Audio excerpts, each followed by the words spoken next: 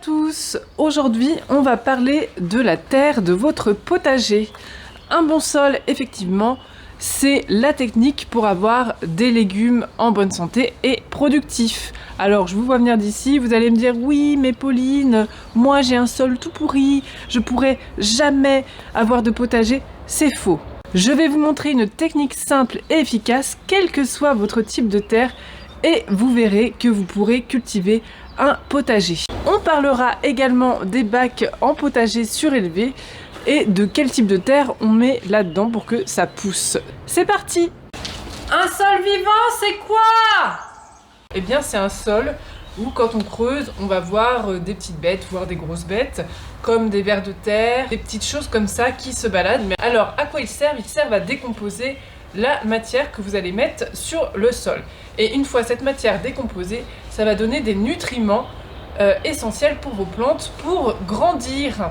Alors bien sûr, il n'y a pas que les petites bêtes du sol, il y a aussi les champignons, et notamment des champignons mycorhiziens, c'est-à-dire des champignons qui rentrent en connexion avec la racine de la plante pour lui donner certains nutriments qu'elle ne peut pas elle-même prendre, parce que les champignons mycorhiziens ont des mycorhizes, c'est-à-dire à peu près, on va dire, des racines, les racines des champignons, qui vont beaucoup plus loin que les racines des plantes. Le problème, c'est que si on vient trop labourer le sol, ça va casser les mycorhizes des champignons et petit à petit les tuer.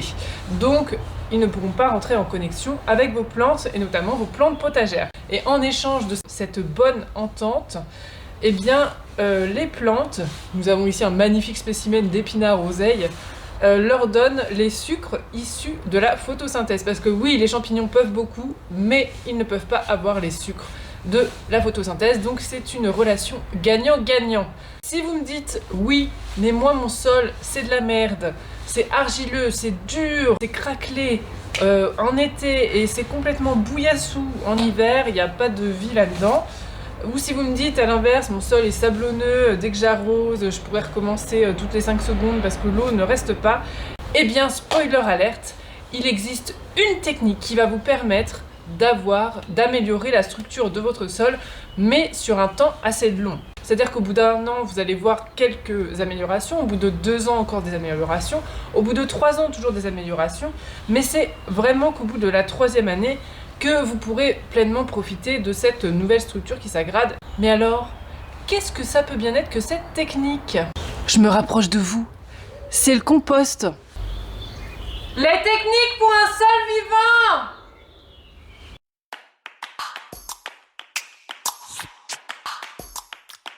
Alors bien sûr, vous allez me dire, oui mais Pauline, moi je veux quelque chose qui aille vite. Alors j'ai envie d'utiliser les engrais.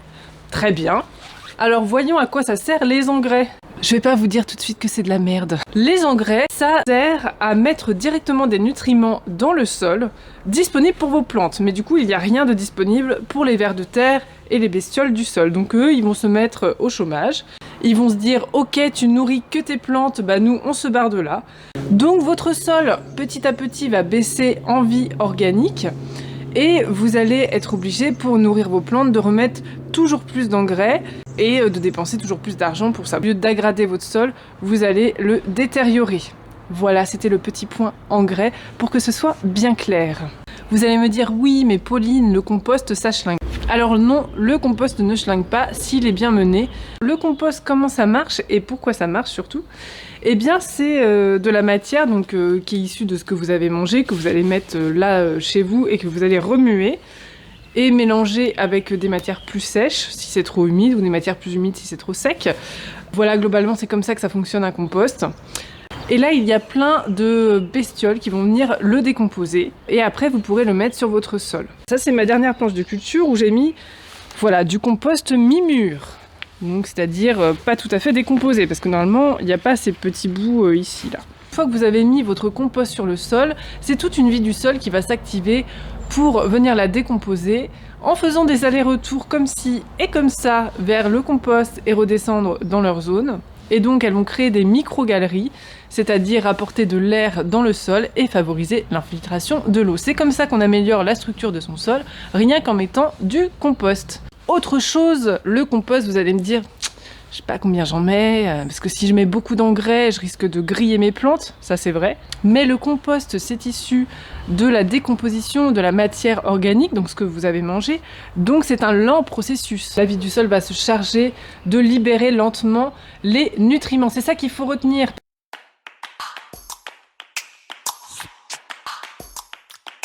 Donc on résume les avantages du compost: diffusion lente. On active la vie du sol qui, elle, va labourer le sol à notre place en faisant des allers-retours comme ça, en créant des micro-galeries qui vont permettre à l'air et à l'eau de mieux circuler.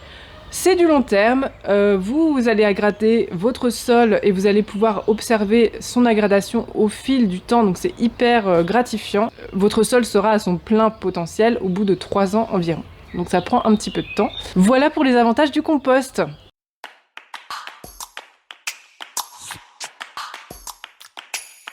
Alors, juste pour que vous voyez, ici, il n'y a pas de paillage.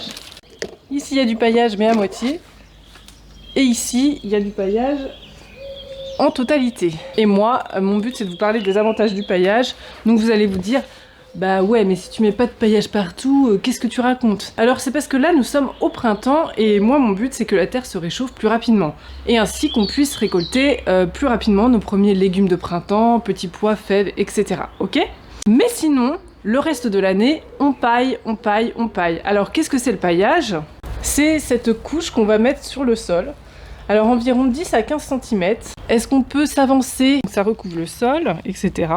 Et en dessous, il y a toute une vie donc qui est là pour décomposer le paillage. Et on voit la texture de la terre, là, elle est grumeleuse. Donc c'est cette texture-là qu'on veut. Alors le paillage, à quoi ça sert? Eh bien ça sert à garder l'humidité dans le sol. Donc c'est très utile en été quand on arrose. Ça sert aussi à garder une certaine température ambiante dans le sol. C'est très utile encore une fois en été pour éviter qu'il fasse trop chaud. Parce que c'est-à-dire que s'il fait trop chaud ou trop froid, la vie du sol s'arrête.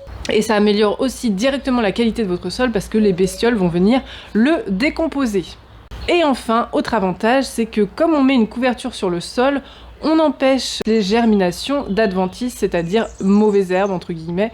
Vous allez me dire, c'est bien joli tout ça, Pauline, mais avec quoi on paille? Donc on paille avec du foin, avec de la paille bien sûr, avec du broyat de bois. Là vous voyez cette espèce de tas là derrière moi, là ici. Et bien justement, c'est quelque chose qu'on peut passer au broyeur et venir pailler son sol du potager directement avec. Quoi qu'il en soit, il faut pailler avec ce que vous avez. Alors ça peut être aussi avec de la tonte de gazon, mais il faudra la mélanger avec des feuilles mortes pour rapporter un peu d'oxygène dans la tonte, parce que je sais pas si vous avez fait l'expérience, mais ça pourrit extrêmement vite, ça fait monter la température du sol et ça empêche la vie du sol. C'est l'inverse qu'on veut, c'est qu'il y ait une grande vie dans le sol. Et aussi avec des feuilles mortes. C'était pour le paillage.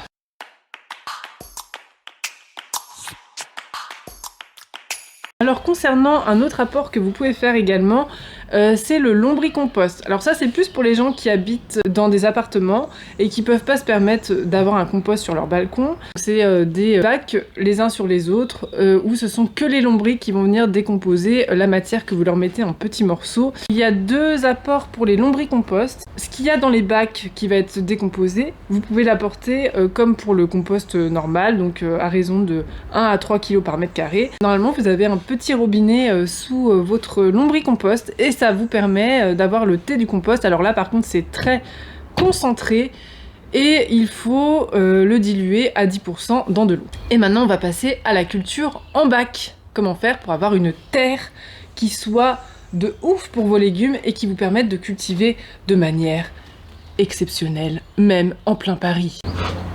Cultiver en bac! Alors, j'imagine que pour la culture en bac, il y en a beaucoup qui vont me dire oui, mais dans un si petit espace, ça va rien donner.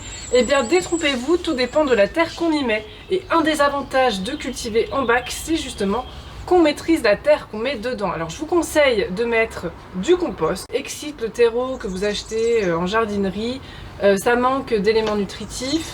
Et puis ça manque d'éléments pour la vie de votre sol vu que tout est très bien décomposé. Et donc comment ça se passe faire une lasagne? C'est comme en cuisine, on alterne des couches. Et surtout on arrose bien entre chaque couche, c'est ça qui va permettre en fait la décomposition. Si on oublie d'arroser, ça va pas très bien se décomposer.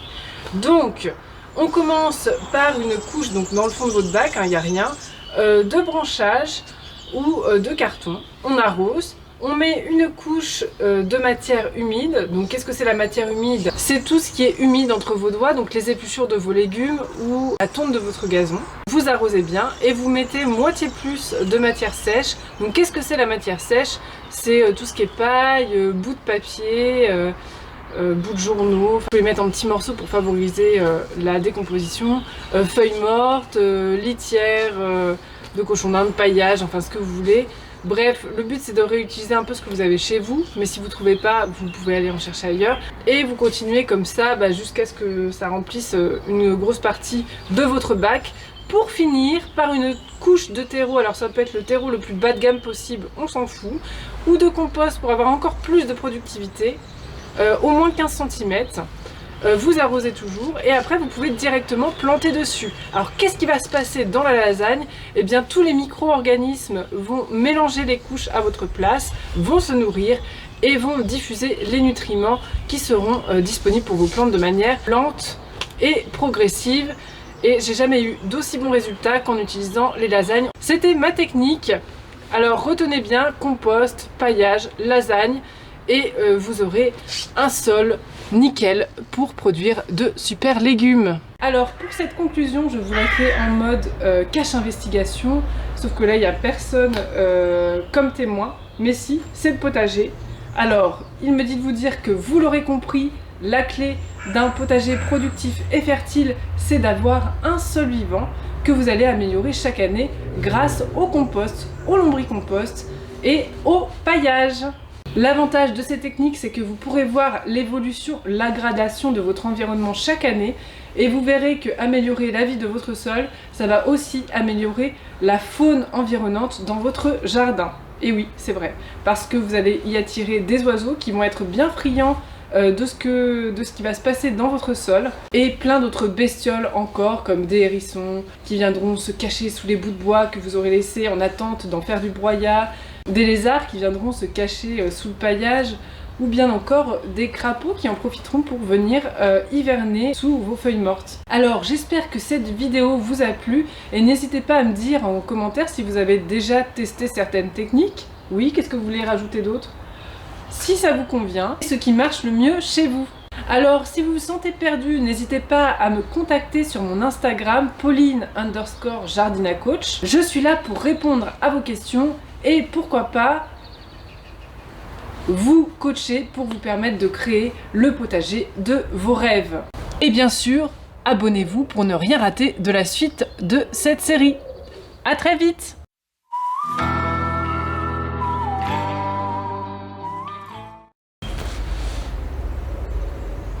Ah, j'étais pas en train de filmer. Vous pouvez l'amender. Oh! Merde, c'était bien, putain. Pardon, voisin. Alors, pourquoi je vous parle de tout ça? C'est une très bonne question. On s'en fout. Je me barre de là. Comme ça. Ah non, on voit le bordel là.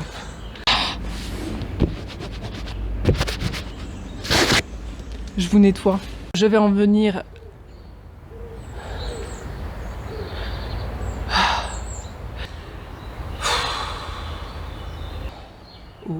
Et c'est moche. C'est quoi? Un moustique? Est-ce qu'on peut s'avancer s'il vous plaît? Tout à fait.